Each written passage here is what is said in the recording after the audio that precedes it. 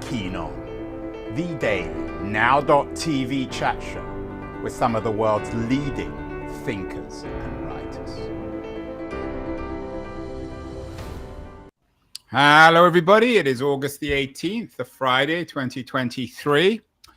If it's Friday, I'm Keen On, it must be That Was the Week, my weekly show with Keith Teare, CEO of Signal Rank, about the state of tech and general and often the state of venture. The last couple of shows haven't been exactly cheerful about the future of tech. 2 weeks ago, we had the bonfire of the unicorns, and last week, dry powder, which suggests that there's no logical reason why venture capitalists should be keeping their powder dry. They may just never invest again in the market.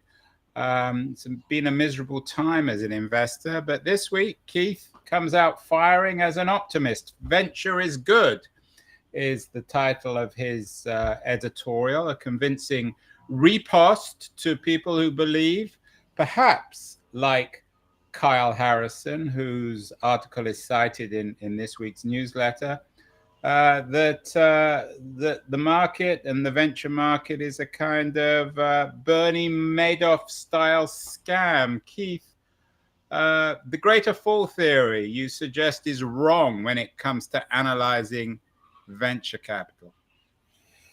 Yeah, I think it's a fairly cynical theory. The Mid-Journey picture on the front of this week's cover is Bernie Madoff. It isn't actually Bernie Madoff. It's Mid-Journey's take on Bernie Madoff. I thought it was familiar. I couldn't figure it out. It's a sort of cross between Bernie Madoff and some high-powered Silicon Valley venture capitalist. Yeah, and the contrast with the title is meant to be slightly ominous. It's venture is good, but if he's saying it, then there needs to be a question mark. And I picked up on this. It was in two different places, and I don't think it's yet a meme. But once something's in two places, we can probably predict that by next week. Once you're talking about it, it's a meme. You are Mr. Meme, aren't you? Isn't that your middle name, Keith Meme Teare? And the meme is William. Actually, the meme is that venture capital only works if some foolish investor pays more for the same company that you just invested. So this is Kyle Harrison's point, and I get the sense from you is you weren't entirely sure where Harrison was. Yeah, I was. I mean, I read him a lot, and I don't think he's a particularly cynical. So I was a bit surprised if he actually means it literally. But I do think he's playing around with the idea that maybe there's an element of that. And I think what he's doing is overreacting to 2021. And in 2021, as always happens in a pylon, I think of it as a pylon, P-I-L-E--on, not P-Y-L-O-N. In a pylon, the supply of money exceeds the demand for it, and prices go up. And lots of investors come into the market that were not previously there. And suddenly the gross amounts invested dwarf prior years. And that happened in 2021. It was at least double any prior year in terms of amount and velocity. Right. You historicize it, Keith, in the editorial. You say that it all began, you're not blaming it on Yuri Milner, but you're historicizing the period between 2012 and 2021 in terms of Milner's investments, particularly in Facebook. Why is this significant? Well, because what we saw in 2021 was the end result of what is known as growth investing, warping the entire venture market. Growth investing is characterized by writing very large checks that value a company more than it really should be valued in order to get in. And that does correlate to the greater fool theory. That's why what Kyle is saying is there's a reason why he thinks it, because normally those late stage growth investors are relying on an IPO, and the people who are the greater fools are the general public who buy at the IPO. As always, although had they bought the IPO of Facebook, maybe not Twitter or earlier tech companies, they would have made money. Right.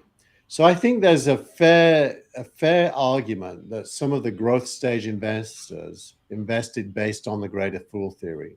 But to characterize venture capital as a whole as that is the mistake. So what happened in 2022 to change all this? Because it doesn't seem as if anything's fundamentally changed. There are always these speculative ventures. You invest, VCs invest, then late stage VCs invest, and then the public invests. And mostly they lose, but sometimes they win. Why is it different now? I think it's hard to unpack because there's a lot of variables, but I think you start with interest rate rises to combat inflation that began during COVID due to supply chain issues in the world.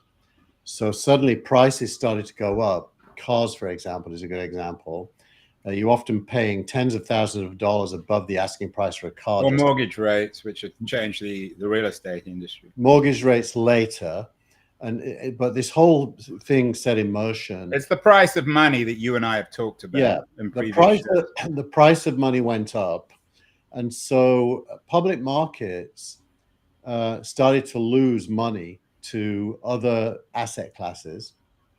And at that time, the public market reaction was to lower the value of public companies to a much lower multiple of their revenues and earnings. And that set in motion a kind of a chain of events that ends up in venture capital where valuations have to go lower. And you know, there's this kind of being washed up on the shore as the tide goes out. All those companies that raised money in 2021 and early 22 at high valuations, the tide's gone out and they can't get back in the sea because no one's going to pay the price. But again, that's happened before. It happened after the dot-com boom. It happened in the late 2000s. So I don't understand why it's so different. You're saying because of the more macroeconomic issues of inflation plus interest rates? Those are the key drivers. And COVID, of course, is a massive catalyst for that. And although COVID drove the market out and created enormous speculation. I mean, especially the tech market. Well, actually, it drove prices up. Yes, you're right. And in some cases, it drove up company values, but not entirely. By the way, some companies lost value during COVID. So the other thing that happened is deglobalization. As deglobalization happens and the China-America conflict being you got a piece. We'll talk about Biden and Chinese de-investment later. Right. So that also creates, you know, inefficiencies in the market. So it's all correlated. The idea that this is all to do with venture being a Bernie Madoff-like asset class is too superficial. It's not really. Yeah, one of the things that occurs to me is how unusual this period was in the last 20 years, say between 2002 and 2021. There was an interesting piece, I don't know if you saw it, in the Wall Street Journal this week, a couple of days ago, on mortgage rates. And they had a chart of the mortgage rates over the last 50 years. And what's really astonishing is we think that 7% is high now, but it actually isn't that high. It's only high compared to the last 20 years. And if you go back to the 80s, the mortgage rate was at 18%. I remember that, yeah. Could it be argued, Keith, that we're returning to normal now? I don't think there's such a thing as normal. I think that's a historical. I think there's a set of unique variables in every moment that lead to outcomes. And any attempt to read history backwards and, you know, like there's a lot of people in venture that say, oh, it's like 2016. Well, that might be 2016. Well, roughly the number of funding rounds, the amount being deployed was equal to 2023. And that's roughly true in terms of just pure numbers. But there's nothing in common between 2016 and 2023 when it comes to the likely future. You know, so the likely future is all of the unique. I take your point, but looking back, and this is not a show on real estate, but who was buying houses in the late 70s, early 80s, when the mortgage rate was 18%? Somebody must have been. I bought one in London, and I can tell you that you had zero down, interest only mortgages. That meant that it was affordable. So the market adapted so that the consumer could still play. And then when I sold my house, which I did when I moved to the States in 96, I only got as much for the house as I paid for it. So it's glorified rentals. One of the companies that comes up in the Harrison piece, which we've talked about before, is Hopin. You mention it in your piece. What does Hopin tell us? Why does it still make you confident ultimately about venture? As I said, the title of the piece is Venture is Good, not morally good, but economically good. You conclude your editorial suggesting that long live venture capital, and you still believe that it's a viable sector. What is Hopin? Why is it both a warning and a suggestion that things can still work out? Yeah. So I don't know if it's Hopin or Hoppin. I call it Hoppin, but I think it's Hoppin. Yeah. Hoppin. So obviously Hoppin is a poster child for failure because it just sold its assets for $15 million, having previously been valued at $7.5 billion. And Kyle's piece is triggered by that, as was one of my editorials last week. That's a barbecued bomb, a unicorn, isn't it, Keith? It's a barbecued unicorn. So it's a poster child for failure, but it's also a poster child for success because within 2 years, Hopin raised a lot of money, produced a lot of virtual events, made a lot of revenue, and then failed to transition from the COVID to the post-COVID era to create a sustainable business. But the fact that investors were prepared to risk close to $1 billion on its success tells you that the appetite for risk and reward is there. And it won't last forever. If generation after generation loses their money, in the end, they'll go somewhere else. They'll buy. I did a show earlier this week on the value of art. Wealthy people will put their money into art or real estate or government bonds or non-tech stocks. I think all of the above is true and has always been true. So if you just focus in on venture, and you look at the amount of money invested in venture, gross money, and the gross output from that money, venture is a massive value creator. A failure like Hopin is dramatic and newsworthy, but actually is a sideshow compared to the asset class as a whole. Now, it gets really tricky when you get down to single funds. Instead of looking at venture as a whole, you look at, let's say, I don't know, benchmark capital. Benchmark capital can win or lose in any given fund, and so can Sequoia. But the asset class as a whole is very valid. Now, a pension fund like CalPERS, for example, invests in lots of funds and has diversified risk across the entire asset class. So it's pretty hard for it to lose money. Some people might say, Keith, you're the CEO of a startup, Signal Rank, which is an interesting AI play on investment. That you have to say this by definition. I mean, you have to be a believer because you're in the space.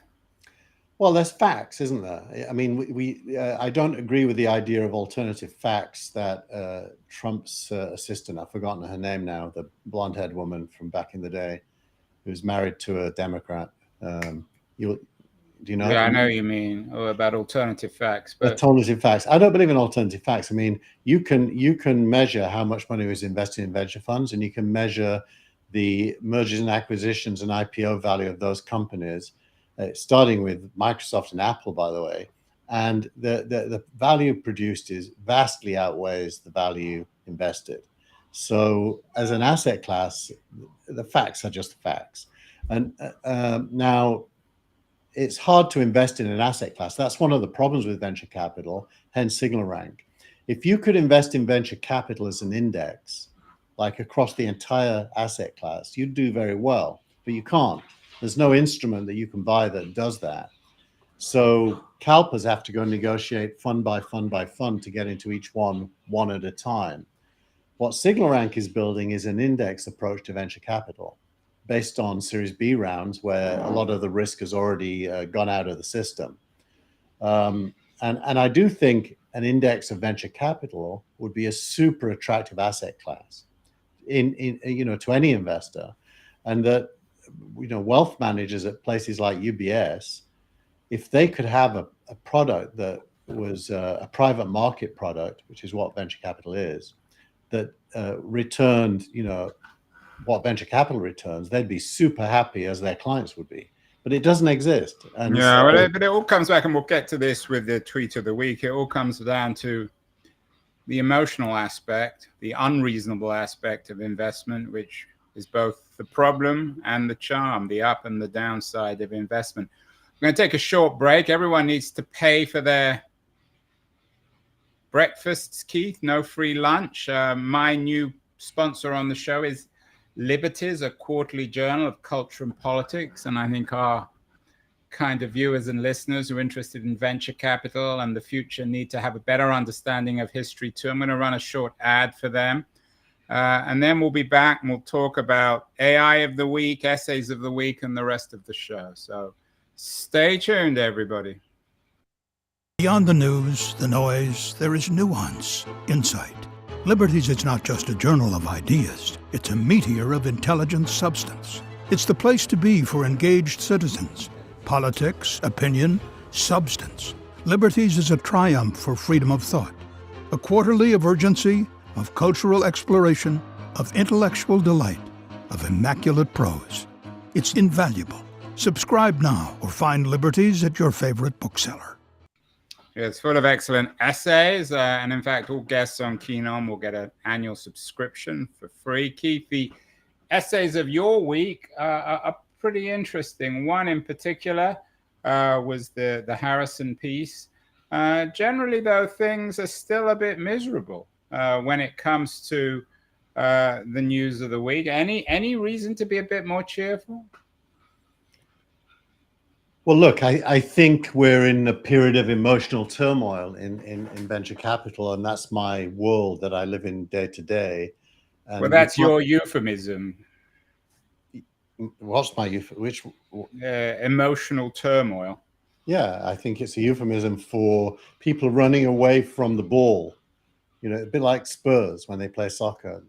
Oh, thank you. What about Manchester United? Speaking of running away from the balls, you've got your own problems at Manchester United. Exactly. Running towards the balls, I think. That's another question, though, another show.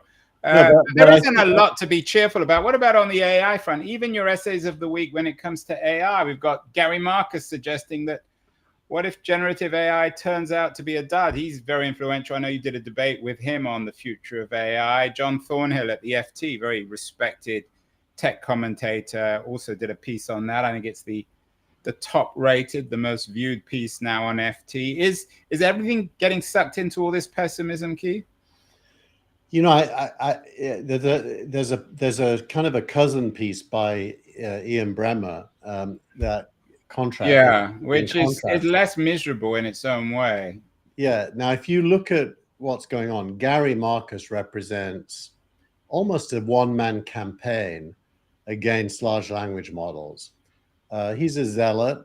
He's clever, so he can put an argument together. Yeah, and he's an AI expert. I mean, to be fair, he's not some journalist. No, he knows his stuff. He's absolutely an AI expert, but he's an expert from a different field of AI that doesn't like large language models or believe that. And if you wanted to be unkind to Gary, you might say that he's a little myth that he wasn't the one who invented generative AI. That might be true, but I don't think he would ever have gone down a large language model path. He doesn't believe in it. By the way, he's completely right. Probably, I'll add the word probably, that artificial general intelligence will not come out of what OpenAI is doing. It's going to need a different path. I agree with him on that. But I don't agree with him that it's either a dud or scary. I've used OpenAI this week for coding. Yeah. And I could not have written the code I wrote. It's the stuff I showed you before. Yeah, I agree. I mean, I don't see how he could call it a complete dud. But you talked about the Ian Bremmer, Mustafa Suleiman piece in Foreign Affairs, the AI power paradox as a cousin of the Marcus piece. I'm not sure it was. I mean, I don't think that Bremmer thinks of AI as a dud. He just thinks it's going to result in profound political change. Well, I think I would characterize him, if you think of the spectrum, Gary Marcus, stop it now, and me, leave it alone and let it blossom. Bremer's in the middle and says we need to regulate it, but we need to regulate it in a clever way that involves all of the developers who are building it, as well as all the nations, that it must be a global regulation, not state by state, because that won't work. Yeah, and I would have thought you would have liked the Bremer piece, because I do. you've always been someone who's argued that 21st century represents the end of the nation state. I mean, what Bremer's saying is that tech companies like Microsoft and Google now are great powers, and that they have to be acknowledged, and that there needs to be a seat at the table for these companies when it comes to discussing AI. No, I completely agree with him. Funnily enough, he doesn't reference ICANN. And ICANN is the one global institution that is structured in the way that he describes, where stakeholders, including nations, are all sitting at the same table, including the tech companies, the people who sell domain names, the people who run the infrastructure. They're all sitting at the same table. And ICANN, whatever you think of ICANN, it is successful at running the domain name system, which is its remit, and the IP addressing system, which we all sit on top of as we do Restream here. So, I do agree with Bremer that that's the right approach, as a multi-stakeholder global conversation with some self-reflective rules that create parameters. I agree. I do agree with him. That said, it may be premature even to do that, because AI is at such an early stage and there's so much change happening. I don't even think we know what it is yet. Yeah. Well, we may not know what it is, but we know what it is. And I think the Bremer piece is interesting to read alongside the Marcus piece. I'm not sure they're related. They're obviously about the same subject. I was pleased, Keith, and this was not at my bidding, that you included my conversation with Dave Weiner on Keen on his origins. Dave remains a legendary figure in the field. What would that conversation teach us about today's moment in 2023, do you think? Well, look, I think Dave Weiner is a super interesting guy. I've known him since the end of Real Names. He helped me create a blog on his Radio Userland platform in 2002. So I've known him a long time. I helped him sell his company weblogs.com to VeriSign in, I think, around 2005-ish. So I wouldn't say he and I are friends, but I think we like each other and we respect each other. We don't know each other well enough to be friends. I thought your interview with him was really good and timely. Dave basically has been the cheerleader of distributed publishing and subscribing from the very, very beginning. He invented some things, he championed other things, but he's been a key driver of everything and still is. He's writing code today, he's releasing products pretty much every month. He releases a new product. So it's a wide-ranging look at publishing and subscribing to content over about a 30-year period. Yeah, so, and in some ways, the conversation suggests that not much has changed. He reminded me of his engagement with Bill Gates in the mid-90s, which triggered a lot of his work. His hostility to top-down media, of course. We still have the same issue in many ways. Elon Musk is the first cousin, maybe even the younger brother of Bill Gates. What about, Keith, more concrete things? Some interesting news that DeepMind, Google's DeepMind, is testing a personal life coach AI tool. I think it would have been news if they weren't. Isn't everybody testing one of these devices? What's the problem with that? I think it's noteworthy just because Google has hesitated to do that for such a long time based on the fear that this coach might not be a good coach. And in that sense, by the way, Gary Marcus's concerns are correct. Most of the large language models are not reliable coaches yet, except in very specific areas like coding. Well, it wouldn't be any worse than human coaches. They're usually wrong too, right? Yeah, exactly. Human coaches can be very damaging, just like therapists, if they reinforce negatives, which can happen. I mean, it still seems the logical next step when it comes to AI in terms of a real product is a personal assistant, a really easy to use personal assistant. To me, that's the Netscape moment when we can all use it, not just you and Dave Weiner, but real people who don't understand tech. I agree with that. Do you remember Clippy? Yeah, but it didn't work, did it? It didn't work. But the idea of a personal assistant that can help you goes back. I mean, if I can get an algorithm that puts all my shows together, I go about it in exactly the same way in terms of posting and performing and all the rest of it. It shouldn't be that hard, but I don't know how to start. Yeah, I've tried to use OpenAI to produce That Was the Week newsletter, and I can give it all of the links and ask it to organize them into sections and do short summaries. It can kind of do it one by one, but it actually takes longer than me doing it myself. So it isn't there yet. But the dream would be, I read stuff, I favorite things I read.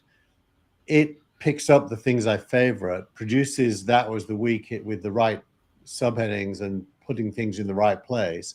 And all I've got to do is write the editorial. That would save me about 2 hours work. Yeah, and for me, the AI would recognize emails that confirm interviews and do all the rest of the heavy lifting, which I have to waste my time. I mean, I guess I could get a personal assistant, but by the time I explain everything to them, I might as well do it myself. Yeah. Calendly has a negative side to it, but actually one of the good things about it is it can do that. You just get people to pick a slot that you've predefined, and it goes in your calendar without you doing anything. Well, it's going to happen. I think that's one thing we can say for sure. Whether it's in the next 5 or 10 years is the question. One interesting piece of news, more down to earth, is that the VC firm Blackbird is selling its stake in Canva at $25.5 billion. Canva, in a way, is maybe a sneak preview of an AI world, is it, Keith? Well, it's integrated AI, and it is doing more and more to be able to automate designs for things like slideshows. So it's a threat to the Adobes of the world. Well, Adobe is doing it as well, but in different ways. Like you can put a photo in Adobe that's maybe square, and it can fill it out to be landscape by artificially creating additional organic extensions to the photo. And you can put a house in a field in Adobe and tell it what kind of a house. So Adobe is starting to do things. So, but this Canva news, it reminds us that there is some normal out there, and that not everything is dark and dire. Yeah, no, I think that's exactly right. Most things are good, by the way. The only bad thing is the emotional reaction to the market change in 2021. Everything else is good. And the funny thing about us human beings... Well, that's like saying after, the Abraham Lincoln assassination, and how was the show, Mrs. Lincoln? No, it's a bit broader than that. It's how is the future of America, Mrs. Lincoln? And the answer would be good. Yeah, after her husband just got assassinated, I'm not sure what she would say. Yeah, well, in a way, that's my point. As humans, emotions dominate our short-term brain. But that's who we are, Keith, and we're never going to change that. Even your algorithms isn't going to change that. You have to have an emotion to make the decision to use it. But the whole traditions of critical thinking, philosophy, economics allows us to abstract and to think historically about the moment we're in and where things are going. And that is, above emotion. That now, of course, you have opinions that shape outcomes, because human beings, history doesn't just happen. Choices are made by humans. So emotion is super important. We to misquote someone, we make our own history, just not quite in the way we think we are. What about when it comes to Africa, and China? You had an interesting piece on Biden's restricting U.S. investments in China's military might. Is this a big deal? Are we slipping and sliding into a digital Cold War? Look, I think if you look at Biden's conference that is having with Asian leaders in the next period, and you look back at even going back to the Trump regime, the one constant that both Trump and Biden shared is a trade war and a kind of a Cold War with China, which is, on the one hand, you could argue is rational because it's slowing down your likely competitor. On the other hand, it's entirely irrational because it's shrinking the world economy and making life harder for most human beings. It's reason and unreason, which we need to disentangle. It's certainly significant. We've talked about it before, and probably that news needs to be read in the context also of Bremer's piece on nation states and AI power, because that's the reality on the ground. Well, so just one thing, Andrew, just to retrieve one thing. There's really no good outcome for us humans if nation states fight. I mean, there just isn't. It's technology. Well, unless the nation state wins, like the United States or even China. If you're part of that nation state. Even that isn't good. Would you argue that it was good for the UK to fight World War II, even though they won? I mean, look at the bad. Well, that's a red herring. I'm not going to go that way because we could have another show on that.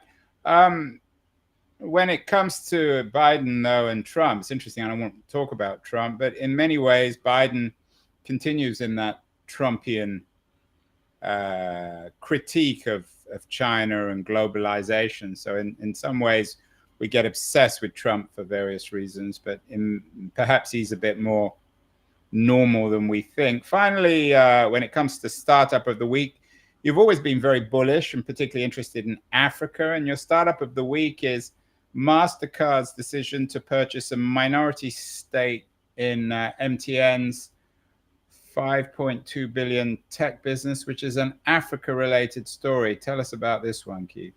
So MTN is a digital platform in Africa, mobile phones and the like, and also media services. And it has built a peer-to-peer payment system, not unlike PayPal was originally. And it's now huge in Africa. There's another big one in Kenya. So Africa is quite far ahead when it comes to digital payments because it didn't have the old infrastructure. So it built the new one first. And MasterCard is now recognizing Africa as a first-class citizen for its investments, which I think is huge. MTN's all over Africa. When I go to South Africa with my family, MTN's everywhere. When you go to Nigeria and Ghana, it's there. When you go to Kenya, it's there. And there's other big companies like Safaricom, which is a huge African cellular and payments company. So I think I put it as Startup of the Week just because I don't think people realize how advanced Africa is becoming in infrastructure. Yeah, and is this mobile infrastructure? Yes. And so that allows them, as some optimists believe, to vault over any kind of wired infrastructure. Correct. Yeah. Satellite and mobile are the two big techs there. There's no cable networks, it's satellite. Yeah, so that won't be the last we hear of that. Finally, Tweet of the Week. And it's not tweet anymore, it's X of the Week, appropriately. And in this sense, usually the X of the Week is not connected with the rest of the show, but this is central. It's It's an X from Visual Capitalist on the roller coaster of emotional invested, borrowed from Fidelity. What does that tell us, Keith? And it comes back to this issue of reason and emotion when it comes to investing. Yeah, well, the graph in the middle there is very telling. The graph basically says how much money you would make if you were in the market permanently during the ups and downs, and that's the left-hand pie chart. Right. So this is for people just listening. We have two graphs. One that looks like a roller coaster, makes you feel a bit queasy, and the other, which is a much more conventional slow rise, and that's the one you like, isn't it? Yeah. So the left-hand bar there is you didn't use your emotions at all. You just stayed in the market. That's how much money you would make. The next one, the next lower one is what if you missed the 10 best days in the market? Just 10 days. If you're out of the market for 10 days, and then each subsequent decline in money made is staying out of the market longer. So I don't know about you, when I invest in stocks and shares, when shares go down, I want to sell them, and when they go up, I want to buy them, and that's the exact opposite of what you should do. So emotions kill value growth. That's basically the point. And can we get rid of emotions? I mean, I guess Fidelity are in the business of trying to do that. All these investment wealth management companies try and convince us to overcome our emotions. That's what you're, in a way, trying to do for investment at Signal Rank. Do you think we can ever overcome emotions when it comes to investment? Only by outsourcing decisions to unemotional agents, maybe co-pilots. And can we build algorithms that don't include emotion? Well, ideally, yes. Algorithms should be just math. But doesn't math contain emotion? Usually not. But doesn't it depend on which math you take and how you present it? Well, there's a deeper conversation there. What you're talking about is heuristics, which is math that seeks an outcome using a predetermined formula. That's a heuristic. And yes, that has emotion in it. So my heuristic at Signal Rank says good investors stay good for a long time. And if you score them and understand who they are and track what they do, you will end up in good places. But that's not the same as machine learning and AI. Machine learning and AI just say, here's the data, tell me, what you can derive from it, where the goal, you give it a goal. The goal is to make more money with my dollar than any other way. Read the data and tell me how to do it. And that algorithm should not be emotional. It should be just logical. Well, speaking of goals, Keith, tomorrow's Manchester United versus Spurs, or Spurs United at Spurs, the 5:30 p.m. Kickoff in London, 9:30 on the Pacific Coast. What does the algorithm, what does a dispassionate analysis tell us? Well, who's going to win tomorrow? I would say Spurs let in 2 goals against Brentford, and United didn't let any in against Wolves. But Spurs scored 2 against Brentford, and United only scored 1 against Wolves and struggled to do that. So I think everything about it says a 0-0 draw.